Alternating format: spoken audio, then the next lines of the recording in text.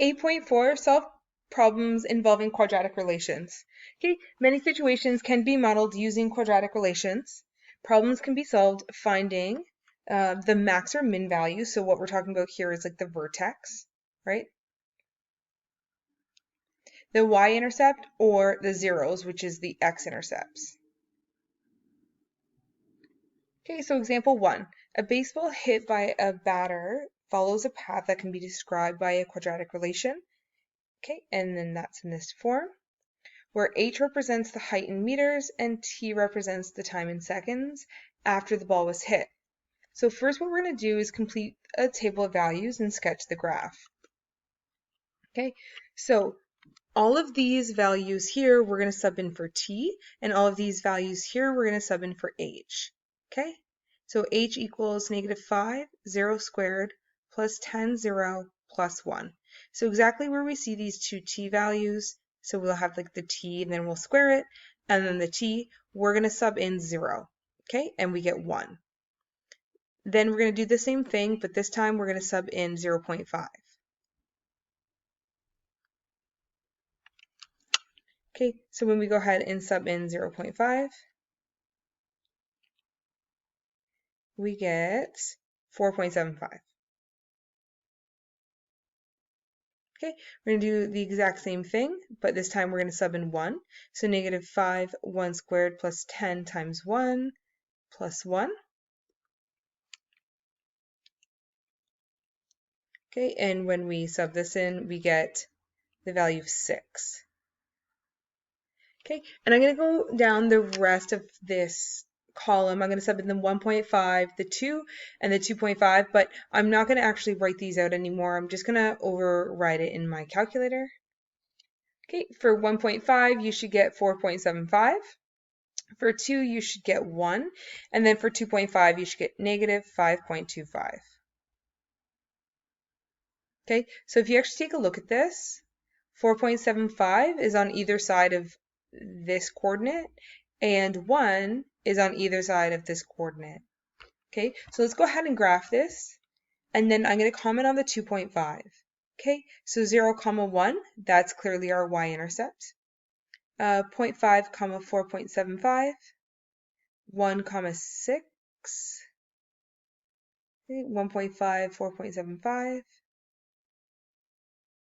and 2, 1.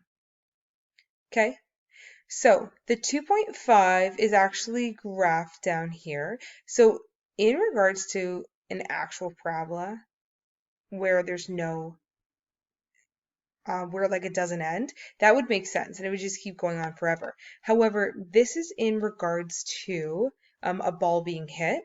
So when the ball comes back down to the ground, we're going to assume for the scope of this course that it just goes flat on the ground, so that this point doesn't actually exist in real life. Okay, remember this is time and this is height, and then this is the ball being hit.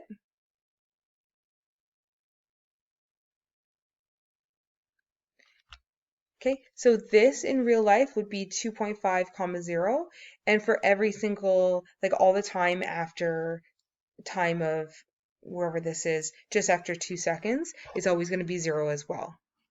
So let's take this and now let's answer a couple questions. Okay, so I just move these questions here and let's focus on this graph. How high off the ground was the ball hit? Okay, so we're saying 1 meter. What feature of the parabola does this point represent? Well, we said that this is the y-intercept. Y-int. Okay. What was the maximum height of the ball? So the maximum here, the vertex, is 1, 6. So the max height is 6 meters. How long did it take to reach this height here? Well, it took 1 second. Okay, and these two go together. Okay, the ball reaches 6 meters when it's at 1 second. Like these are dependent on one another, right? Independent variable, dependent variable.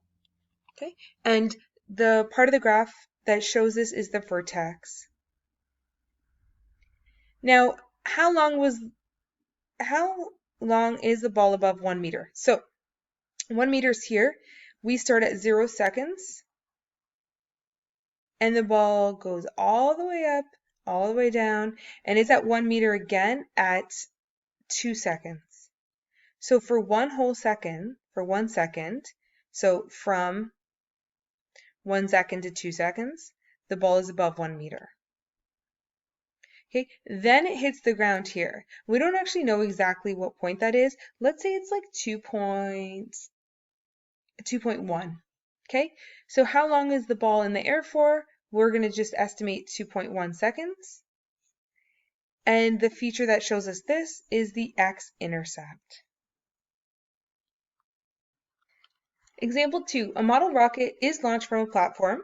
The trajectory of the rocket can be modeled by this relation here. Okay, h equals negative 5t squared plus 100t plus 1, where h is the height of the model rocket in meters and t is the time in seconds.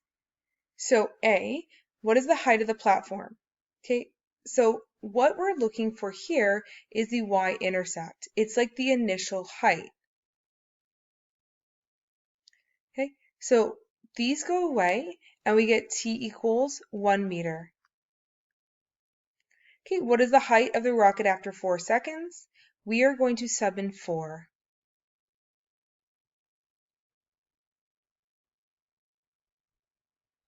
Okay, so negative 5 times 16 plus 400 plus 1. Okay, and just put this all in our calculator.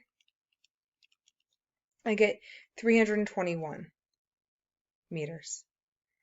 Okay, so therefore the rocket is 321 meters high at 4 seconds.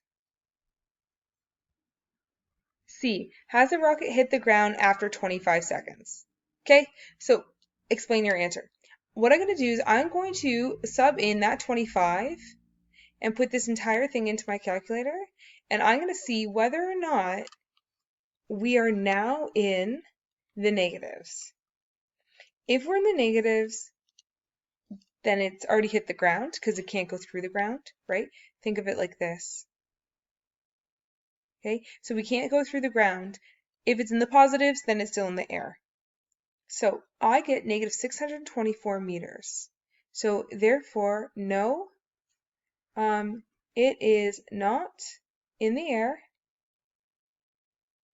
after 25 seconds because the height is negative. You can say so it's on the ground. So it is on the ground.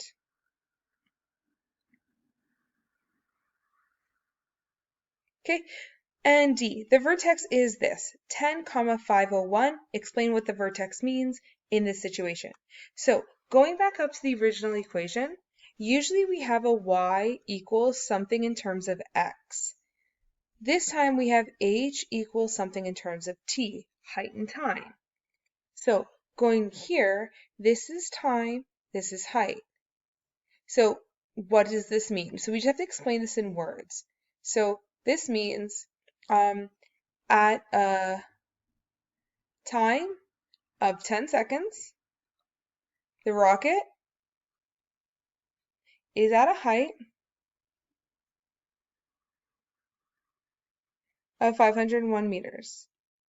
Okay, remember these two go together. When they're an ordered pair, like a coordinate that goes together, those two things happen at the same time. Now what we're going to do is we're actually going to graph this, okay? So let's start with calling this t, which is in time, in seconds.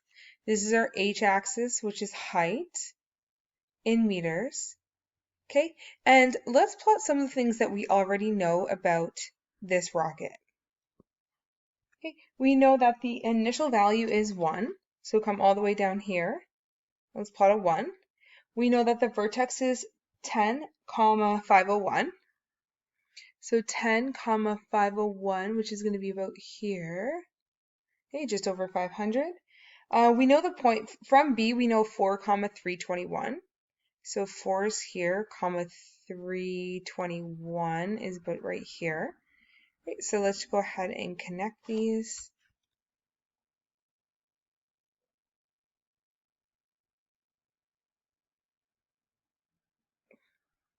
Okay, and we know that we have symmetry. So if this is 10 and this is 6, then 6 over to the right is also going to be plotted. 1, 2, 3. Okay, and then if that's 10 over, we know that it's going to be 20, 1, so it's going to be just 1 meter off the ground at 20 and then land just after 20 seconds. Okay, we are going to stop right here. There's no arrows on the ends because it doesn't go through the ground. And we go ahead and we label this. H equals negative 5t squared plus 100t plus 1.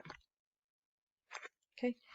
If you want to, at the end of this, because it is lying on the ground, I'm just going to represent it lying on the ground from this horizontal line here.